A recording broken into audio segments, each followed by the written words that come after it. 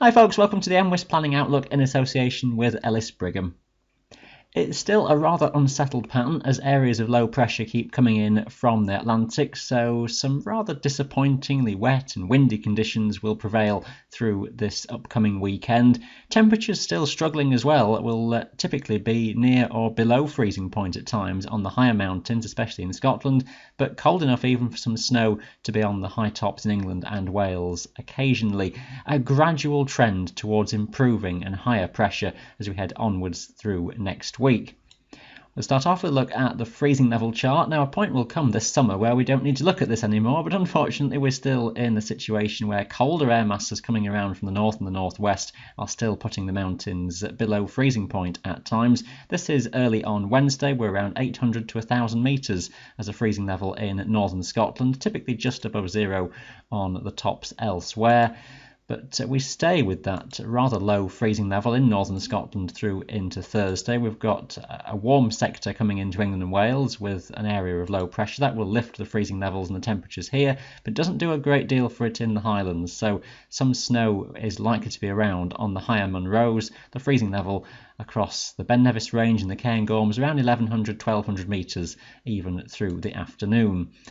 Friday daytime sees a very similar sort of situation where it's above freezing for England and Wales on the high tops, but the Scottish mountains are still near or below freezing point in that sort of 800 to 1,100 metre range. And as a colder northwesterly airflow just comes around into the overnight hours into Saturday, we may well find that temperatures start sub-zero on the high tops, even across England and Wales. A freezing level 800 to 1,000 metres at first will lift a bit through the daytime, but through Saturday afternoon it's still likely to be close to freezing on Snowdon and the Scafell group, for example, and across the Scottish Munros, again, you're close to freezing point right the way through the day.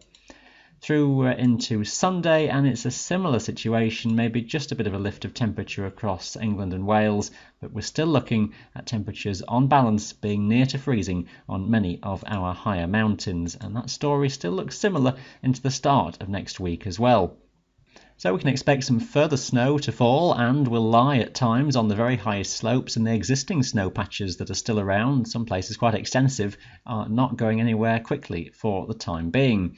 The synoptic charts for the days ahead looking like this. Wednesday we're rather in between weather systems, but still a rather showery situation with some cool conditions in place. Not too much wind around for many places, so some showers will move around slowly. The focus of them again by the afternoon typically towards more eastern districts around the central eastern highlands, around the Cairngorms, and across towards the Cheviots and the eastern side of the Pennines, but a few showers will likely have come in from the west in the morning, then those will tend to clear.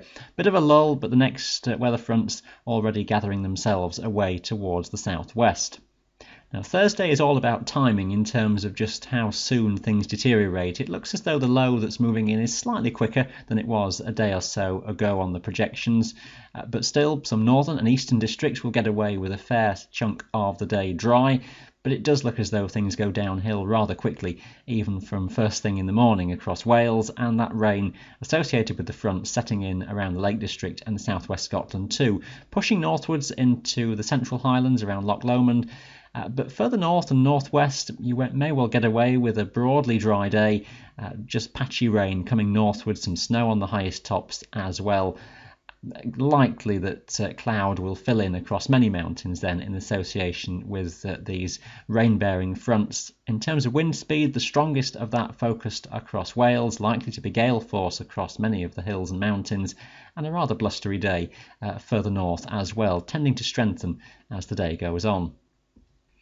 For Friday, we've got low pressure very much parked over the top of us, so a day where there's some areas of general rain, some heavy bursts, some showers around. You'll do well if you stay dry for any length of time, basically, for most places. The far west-northwest coast of Scotland around Skye may be doing the best of all, with some shelter as the wind here is coming in as an east or northeasterly, so not too much getting to this part of the world.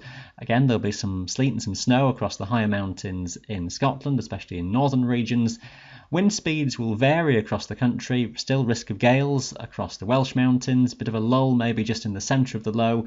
If anything, the wind speed just easing down somewhat somewhat for England and Wales as the day is going on, and likely to be a strong to gale force northeasterly wind across the Highlands for a good part of the day. Again, could be just some local variations in speeds at times. For Saturday, our area of low pressure drags itself out into the North Sea. In its wake, though, is a rather cold and showery north-northwesterly airflow. It will feel distinctly chilly again for the middle part of May. The temperatures on the higher mountains sticking around freezing point or just above at best by the afternoon. So some showers with some snow on the higher slopes, some hail, the risk of isolated thunder in some of the heavier showers. Some sunshine around though as well, some excellent visibility away from the showers. But once again, just prepare for that rather cold feel across the mountains.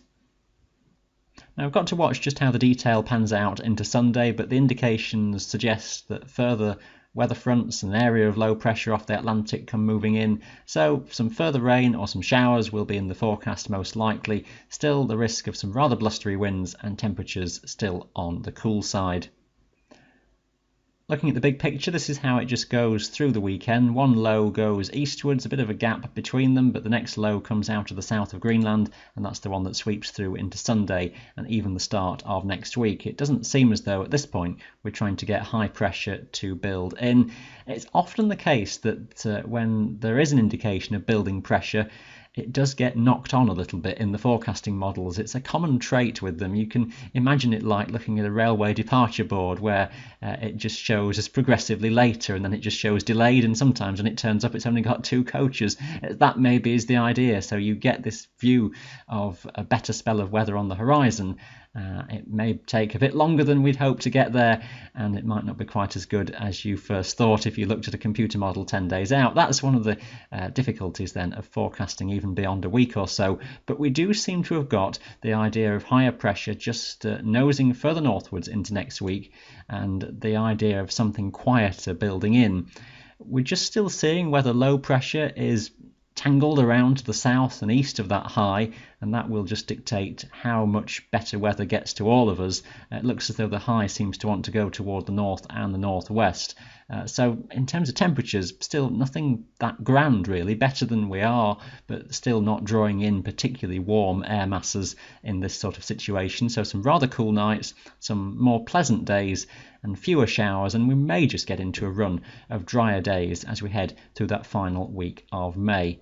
Some optimism in there then, but still some rather unpleasant conditions in the shorter term. We'll keep you right up to date here at mwis. That's been your planning outlook in association with Ellis Brigham. Thanks for watching. Bye for now.